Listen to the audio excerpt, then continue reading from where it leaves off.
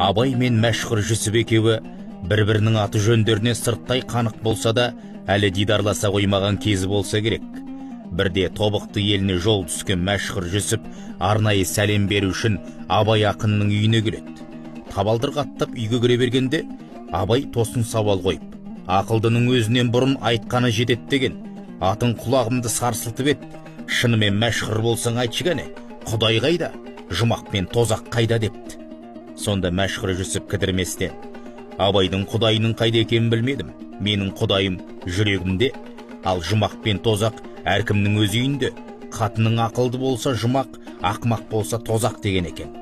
Абай сөзді естігеніне риза болған шыраймен, мәшһүр десе дегенде екенсің деп қолын алып төрін ұсыныпты. Сонда мәшһүр Жүсіп, алдымызда көрініп тұрған үйге барайық, сонда сендерді бір ауқаттандырып алайын дейді. Үйге тақай бергенде немересі, ата, біздің алып шыққан тамағымыз жоқ қой дегенде, қасиетті бабамыз, қазір не көрсеңдер де үндемеңдер, ештеңе сұрамаңдар деп, балаларын төбесі құлаған 2 бөлмелі үйге алып келеді. Өзі бірінші боп кіріп, жерге жайғасып отырады. Атты байлап, соңынан балалары да кіреді. Сол уақытта атамыз бір дұғаны оқи бастайды. Кенет өзінен өзі алдарына дастархан жайылады. Ұстап келе жатқан тірі жан көрінбесе де, ет салынған табақ, әртүрлі тағамдарға толы ыдыстар келіп дастарханға қойылады. Атамыз жақсы көретін өрік мейіз де бар. Шай құйылған кеселер келіп, босаған ыдыстар жоғары көтеріліп, ауамен қалқып есіктен шығып кете береді. Мәшһүр Жүсіп, қорықпай ішіп жеп, тойып алыңдар деп көңілі қалағанын жеп отыра берді. Тамақтанып алған соң мәшһүр Жүсіп тағы бір қысқа дұғаны оқығанда, алдарында жаюлы тұрған дастархан көзден ғайып болады.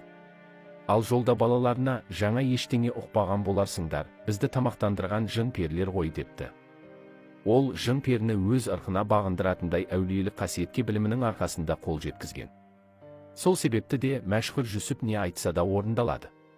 Бірде Жүсіп монша әздеп көшеге шықса, алдынан бір ақсақал адам кез болып, жүр, балам, мына жерде монша бар деп бастай жөнеледі. Сәл жүрген соң шағындау бір моншаға әкеліп кіргізіп, мәшһүр Жүсіпті шешіндіріп, арқа басын ысып, кәдімгідей жуындырады. Осындайды кәсіп етіп жүрген бір мүсәпір екен ғой деп ойлаған мәшһүр атамыз қызметі үшін деп шалға ақша ұсынса, ол алмайды. Сөйтіп мәшһүр Жүсіп рахметін айтып, сәл былай ұзай бере артына қараса, моншада жаңағы шалда жоқ. Бұның не керемет екенін түсіне алмаған ол, ертеңінде медреседегі ұстазына баян етеді. Ол қуана тыңдап, балам, Құдай жарылқаған екен, сенің барғаның қожа Бахауиддиннің моншасының орны еді. Саған назары түсіп, шомылдырған өзі болар. Енді саған қасиет қонды, аузыңнан шыққан сөздің бәрі лепес, қабыл болады, деп қолын жайып батасын беріпті.